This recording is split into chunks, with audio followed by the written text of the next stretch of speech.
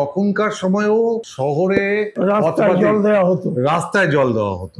হ্যাঁ, এটা যদি একটু বলেন। রাস্তায় জল দেওয়া হতো মানে কি, এই যে এখনকার বাবুঘাট ওখানে বড় বড় দুটো জিআইসিটের ট্যাঙ্ক বড় বড় বসানো ছিল, মানে পার্মানেন্ট ছিল আর কি। পার্মানেন্ট স্ট্রাকচার করে, আচ্ছা, স্টিলের স্ট্রাকচারের উপরে স্টিলের ট্যাঙ্ক। এটা বাবুঘাটে দেখেছি, শিল্প সমিতি পাড়া দেখেছি, আরো অনেক জায়গায় ছিল, যেখান থেকে ট্রাকের মধ্যে ট্যাঙ্ক বসানো, তার সঙ্গে নিচে শাওয়ার পাইপ ফিক্স করা ছিল। শাওয়ার পাইপ দিয়ে রাস্তা দিয়ে গাড়ি যাচ্ছে, শাওয়ার পাইপ দিয়ে জল পড়ছে, করে রাস্তা ভিজিয়ে দিয়ে চলে যাচ্ছে। মানে এই মেইন রাস্তাগুলো যেগুলো আছে রাস্তা দিয়ে সমস্ত মানে বলবো ধুয়ে দিয়ে যাচ্ছে, পরিষ্কার করে। হ্যাঁ, পরিষ্কার করে ভিজিয়ে দিয়ে যাচ্ছে। এটা সারা বছর দুবেলা হতো, সকাল বিকেল। মানে সকালে একবার হতো, বিকেলে একবার হতো।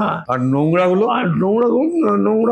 ভোরের দিকে হতো, নয়তো রাত্রিরে হতো। মানে এই যে আমাদের নাকের ডকা দিয়ে নোংরা নিয়ে যাওয়া, যেটা যে ট্রাক্টর গুলো যে অত্যাচার, ঘর ঘর করে হুড়মাড় করে শব্দ করে নিয়ে যাচ্ছে, যদিও একটা তেপরে ঢাকা দেওয়া থাকে, ঢাকাটা না দিলেও কোনো আমার মনে হয় ক্ষতি হবে, কারণ ওর ভেতর থেকে নোংরা বেরিয়ে লোকের ইয়ে পড়ে, তার থেকে জল পড়ছে চুইয়ে, সে মানুষের গায়ে পড়ছে না কি হচ্ছে দেখার দরকার নেই। এই অবস্থা মানে লোককে দেখানো হচ্ছে যে আমরা পরিষ্কার রাখার চেষ্টা করছি, কিন্তু আদৌ এটা পরিষ্কার হচ্ছে কিনা আমার সন্দেহ। তার মানে আপনার চোখে দেখা তখনকার জলপাইগুড়ির পরিষ্কার পরিচ্ছন্নতা আর আজকের পরিষ্কার পরিচ্ছন্নতার মধ্যে অনেক পার্থক্য।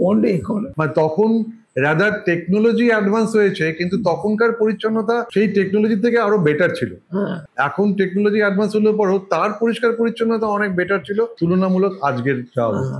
অবশ্যই হাইজিন ব্যাপারটা হয়তো ঠিক সেইভাবে কাগজে পত্রে আছে, কার্যক্ষেত্রে সেটা মানা হয় না, একদমই তাই।